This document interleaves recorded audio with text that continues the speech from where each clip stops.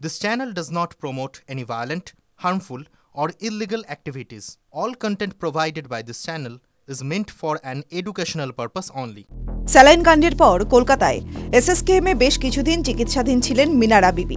তবে এবার অসুস্থ তার সদ্যজাত পুত্র সন্তান। বুধবার তাকে নিয়ে যাওয়া হয় মেদিনীপুর মেডিকেল কলেজ হাসপাতালে। তার অবস্থার অবনতি হওয়ায় বৃহস্পতিবার দুপুরেই শিশুপুত্রকে স্থানান্তরিত করা হয় কলকাতায়। ইতিমধ্যেই কলকাতার এসএসকেএমে নিয়ে যাওয়া হয়েছে ওই শিশুকে। অন্যদিকে মৃত প্রসূতি মামনি রুইদাসের সদ্যজাত শিশুও অসুস্থ হয়ে পড়েছে। তাকে নিয়ে এসে ভর্তি করা হয়েছে মেদিনীপুর মেডিকেল কলেজ হাসপাতালে।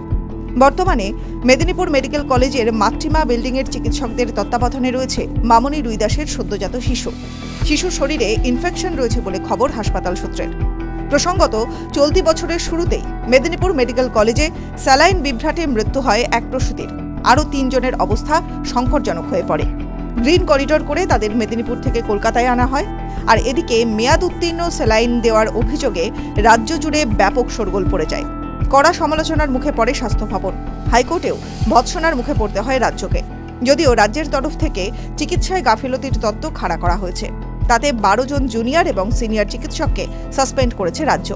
তা নিয়ে নতুন করে বিতর্ক দানা বেঁধেছে। TV9 Bangla digital.